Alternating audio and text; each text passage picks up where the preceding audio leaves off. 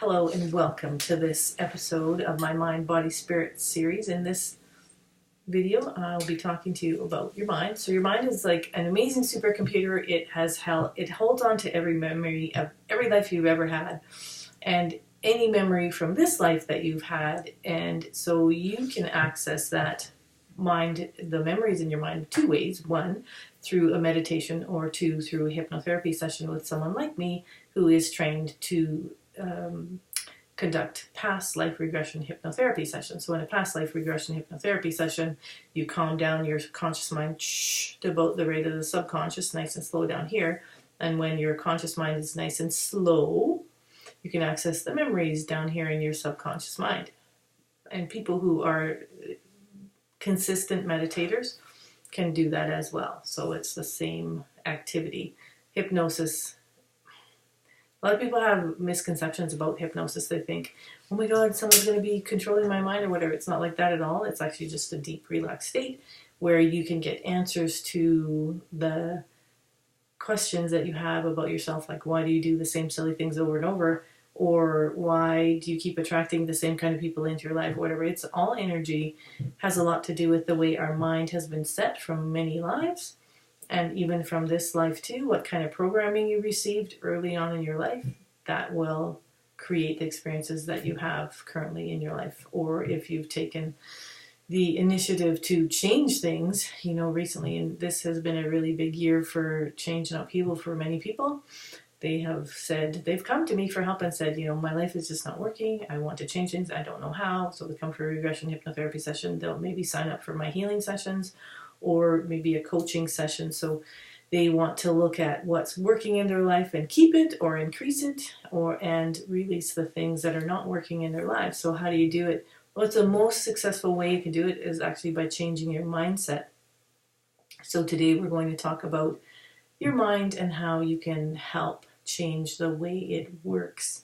So a lot of people believe in affirmations, and they'll go throughout the day saying these affirmations over and over. And some people in the metaphysical world or spiritual world or whatever, even doctors will say those affirmations don't work unless you can harness them in and put them into the subconscious mind down here, because it's actually the subconscious mind that primarily controls you. So you have the desire to change, you keep on doing the same silly things over and over again. It takes some reprogramming of your mind so that you can change that. So a lot of times in my sessions, in these videos, I hear from my ascended masters what I am to do. So they told me to choose a card for you. So I'm just going to do the same thing I usually do. And they're like, no, not that one. Oh, underneath. And then they said, they're talking about the mind, and they're saying, it's like, I heard, not that one. That's okay. Yeah, that one. That one. Oh. They said your mind is, I got two. Okay, they said that your mind is very particular to who you are, right? Because you have had other lives that have created who you are presently, like right now. Okay, so if you go on a like an inward journey to discover who you are, and there are some qualities of yourself that you really like, chances are you've had other lives where you were like that, and you really like that aspect of yourself. So you took it into this life to help anchor you to remain true to yourself. And in this day and age, especially in the Western world, there's so much pressure to be a certain way, to look a certain way, be on social media, do this, do that. And a lot of people get lost in the shuffle, and then one day they wake up and they think, oh my God, who am I? So it starts this journey of self-discovery. And I always tell people, and especially myself, especially lately, like in the last, couple months, I pay attention to what I'm doing. And if I'm doing something doesn't make me feel good, like in my heart space and down here in my solar plexus, I'll stop and I'll think, right, using my mind, is this bringing me closer to what I want to achieve in my life? Or am I doing an activity out of duty and obligation, which has a very heavy energy and doesn't have a lot of joy in it? So if I'm doing something that I feel brings me down and doesn't make me feel very good, I'll sit in a meditation, or I might write it down in a journal that I keep, or I'll do something. I might even go for a walk outside to kind of rebalance myself and decide what it is that I really want to create in my life and what's really working in my life that I really love and what isn't. So the other day I went outside. It was like, oh, not yesterday, the day before.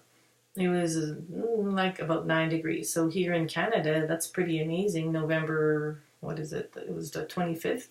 It was 9 degrees, and I thought, oh my God, goodness, I have a broken fence post that I've been meaning to fix. And do not laugh at this, because seriously, I broke it last year. And I hooked it with a bucket of my skid steer when I was clearing some area by my fence line. And I was like, oh, great, now I'm going to do it because it's a rail fence.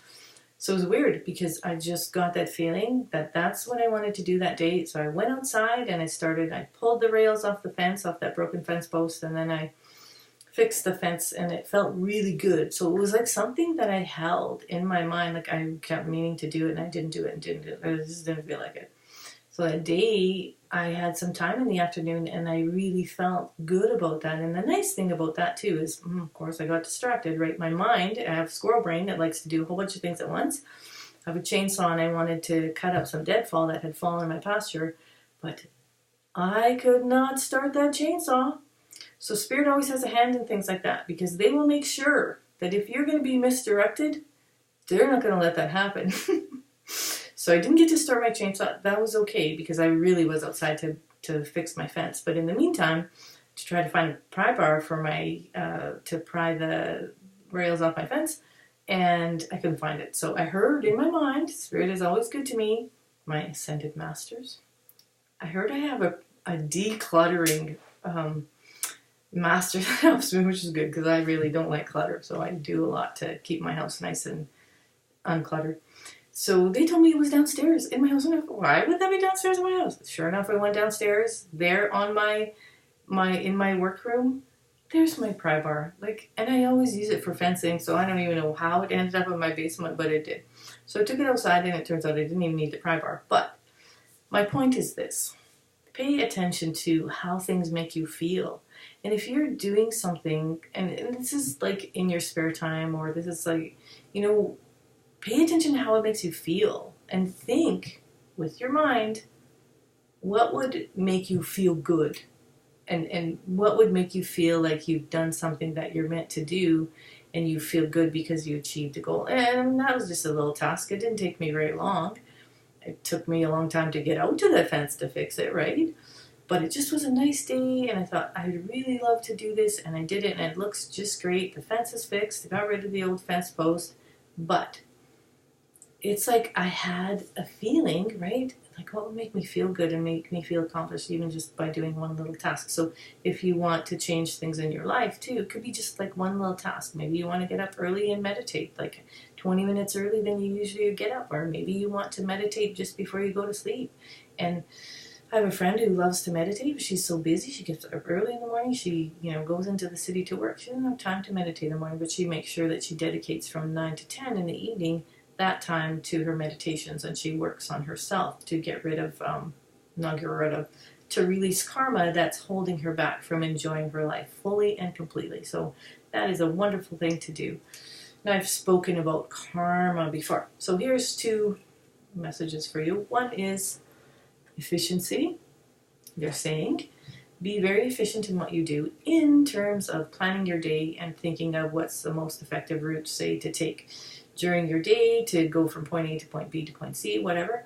And they're saying don't waste a lot of gas or fuel just running around in kind of random pattern.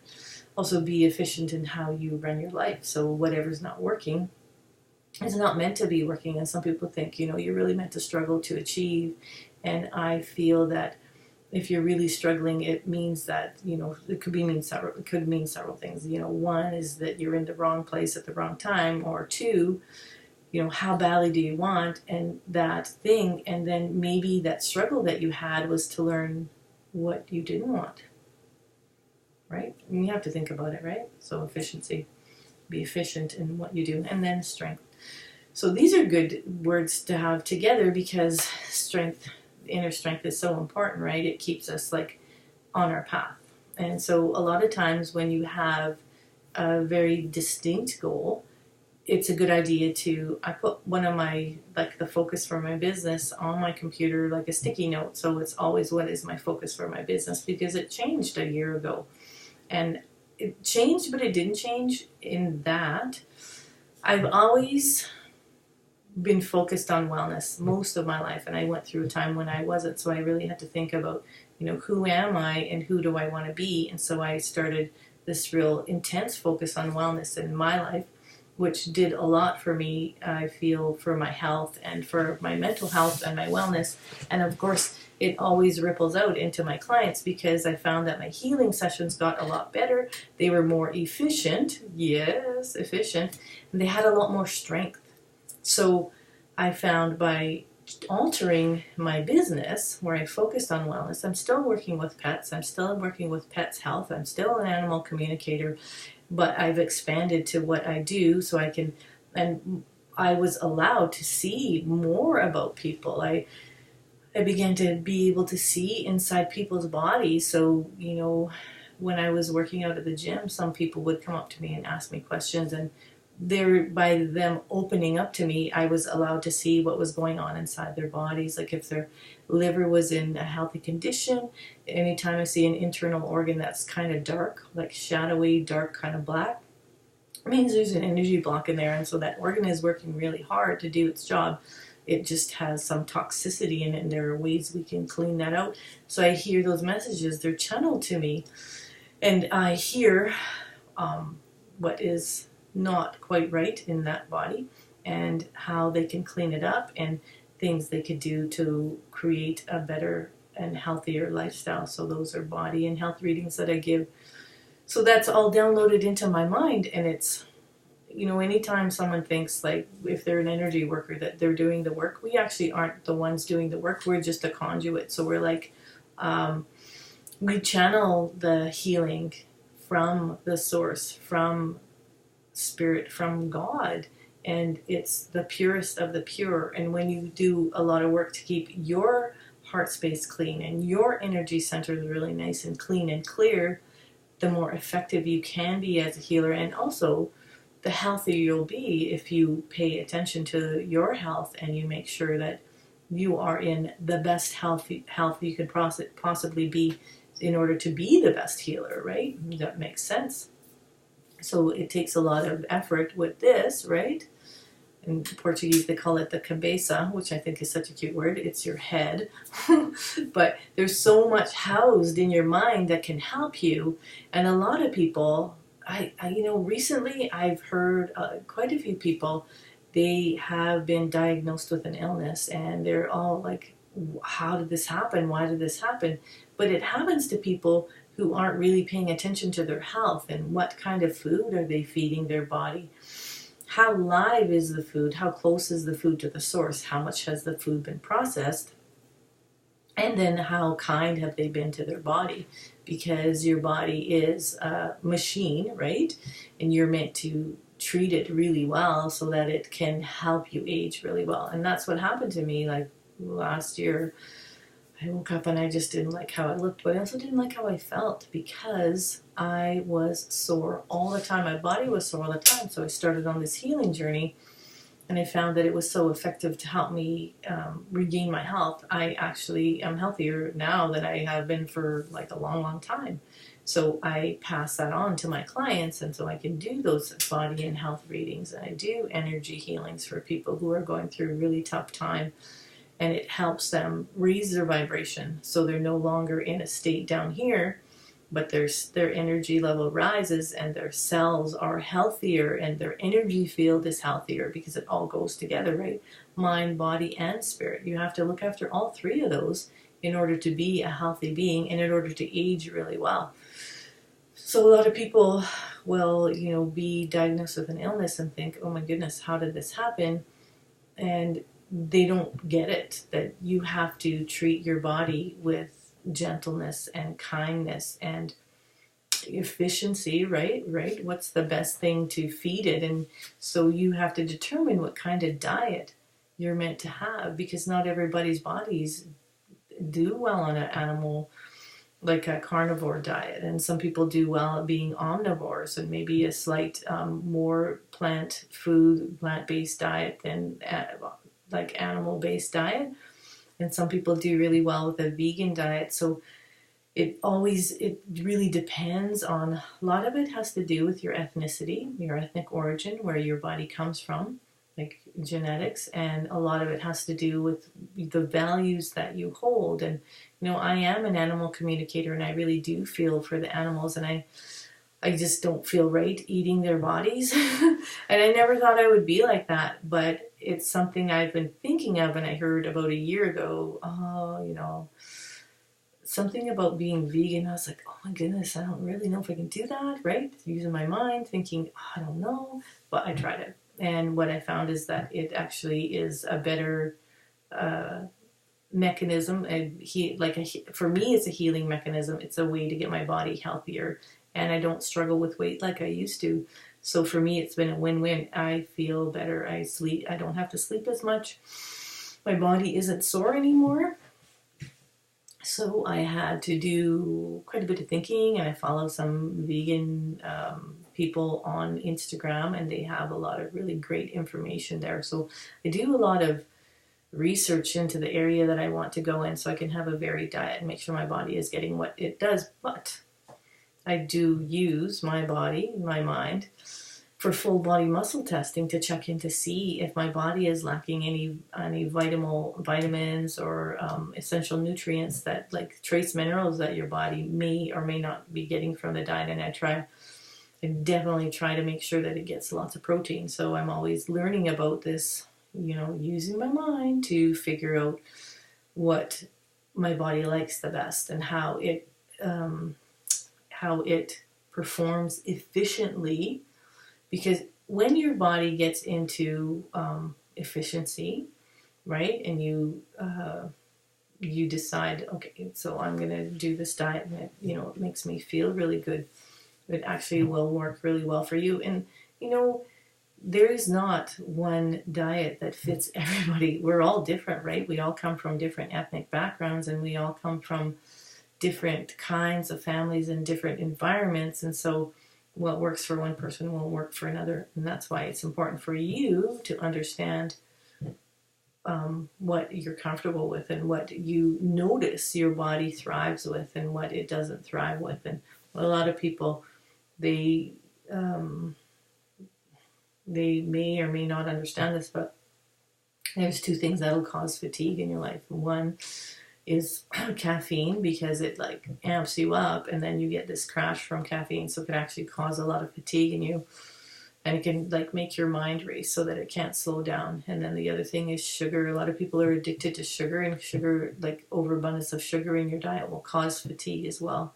So those are two things that it's good to be aware of. And I'm so lucky. I always have my Canada food guide that puts me onto a special diet. For example, I heard last night that I was to cut out for 7 days all wheat, all caffeine, and all sugar. So today was day one, and I actually feel better than I have been for a while, which is really interesting. So I get these downloads from my guides they tell me how to live. And they said I'm doing a pretty good job of listening to them. They want me to pull you another card. So, and then this last one is play. So I don't know how many of you are ever focused on play. Have you ever like woke up one day and think, oh, my life is so boring, I just really need a change? So you have to think about what activities you enjoy, whether it's playing a game with your kids, or your spouse, your significant other, or talking on the phone to a friend, or doing like FaceTime or Skype or Hangouts or something like that, talking to a friend that lives far away. I have a really cool friend who lives in city Nanjing in China, and we connected recently, and it was so neat to see her. I haven't seen her since 1999. Yes, that's a long time. But when we connected, it was just like we had the same connection. It was really nice. And I felt grateful for having that connection. So if there's a time in your life where you feel kind of dragged down or something, reach out to someone that you know and that you've had really good relationship with, and you can reconnect, because a friend is never lost, right? If you have those real, true, genuine friends, they will be in your life forever, and you could not have seen them for 10 years. 10 years goes by, and then all of a sudden you see them, and it's like, oh, same thing. So, sometimes you can connect with someone and you feel like you've known them forever, because you probably have. You have like soul group members, so you have everybody has a soul family. And so sometimes you may have those soul group members as a member of your family. Like, for example, my mom is one of my soul group members, and my son. And just being around them feels really good, because we just have a connection, we have a rapport, and that's how you know with soul group members. But also you could have soul group members that make your life uncomfortable, and that's just because they're meant to help you learn your lessons. And if you remember that, then you won't have as much of a struggle with them as you would if you think, oh, this person is just driving me crazy. Sometimes they're meant to push your buttons to make you a better person, or to help you learn your lessons. So that's something that you learn in a past life regression hypnotherapy session. You get to meet the members in your soul group. You get to find out what some of your lessons were. And you get to also see if you were doing what you were supposed to do. So that's really cool, and that's stored in your mind, right? Your mind, your subconscious mind is so powerful. I really hope that you spend the time meditating, or you have a hypnotherapy session, like a past life regression hypnotherapy session, because those two things will really help you become the person you really want to be, and help you think about who you have been, and how good of a human being have I been, right? So those things help you, because here's the good news, people. When you work on yourself and you release karma, and karma is, you have karma when you haven't done what you were supposed to do, okay? So let's say you had a life where you were supposed to be a good person, and you got turned onto the dark side, so you were not a very good person. You did some bad things. You never learned your lesson. So then you bring it into this life. So then in this life, you have these reoccurring instances where maybe people pick on you and you don't stand up for yourself, or maybe people are always trying to take advantage of you and you don't stand up for yourself, or maybe you're always attracting the wrong kind of partner and you don't know why. So your subconscious mind can tell you, these are the lives that you had, these are the lessons you didn't learn, and then you can actually let them go by seeing them, by having those revealed to you. So you can do it in a past life regression hypnotherapy session, or you can do it in a meditation with yourself. If you are determined, okay, so this is how to have successful meditation sessions. You not program them, you schedule them into your life. So say you get up at 7:30 every morning, just get up at 7 every morning and just go sit in a chair and meditate for 20 minutes. And you do that as a routine, and what will happen, you'll actually wake up at 7 o'clock every morning, and you'll just go automatically to your chair and you'll do your meditation, and you will find that if your mind is really busy, after a while, you'll find that your mind quiets down a lot faster, and then you can get to the real matter of things, what lies in your subconscious mind. Your mind will show you what you're meant to work on. And that's what I do sometimes when I'm really struggling in my life. I just go meditate. I just go sit in my chair. I have a very specific chair for that. I have a nice little space. It's my quiet space. And I shut the door. Nobody bothers me. And then I can work out those issues in my mind, and they can set me free, because it is your mind that will set you free. There's like a saying, and the truth will set you free. Well, the truth is always inside you, right? It doesn't mean you have to tell everybody about it.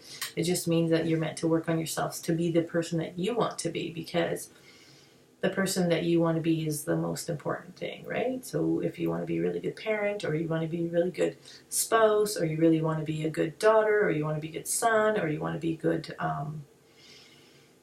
leader, you want to be a good member, like of a group that you belong to, whatever it is, right? It helps you become a better person. And then there's a ripple effect, right? If you're doing what you're doing out of love and light and gratitude and sincerity, you really want to be there, then people are going to see that and you're going to say, oh my goodness, that person is, so whatever, good, right? Or good at what they do, or they're so kind, or they're so, and so you're like a living example for them, and you can help people, and it has a ripple effect, and then it goes on because people see that's, I feel that's the way we're meant to exist in our society. I feel we're meant to be good examples. Like, here's an example. When I was young, we were really poor, and my mom left my dad, and we moved into a city, and I was bummed because we had to live in town instead of on a farm. But the first Christmas we had, we were really poor, and we didn't have any money for Christmas presents or even like a Christmas dinner or whatever. And the Salvation Army brought over a Christmas hamper for us, and we each got Christmas presents, and I'll never ever forget that.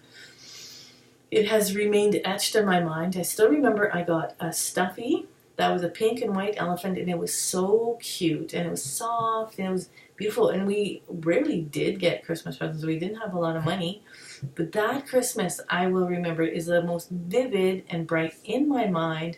And so when I walk past those, people who shake the bells with the Christmas ball for the Salvation Army, I make sure that I put some money in there because it makes me feel good, because I know that there are families out there like that who are going through the same thing. They don't have any money. They won't have money to give Christmas presents to their children, and they won't have money for a Christmas meal. And if we are so lucky that we can actually give that to our children, why can't we help others? And then you'll feel really good, right? You'll feel gratitude, and your mind will, you probably have memories. Maybe your Christmases were not so great either, or maybe they were really good, and you want to share that what you have with other people.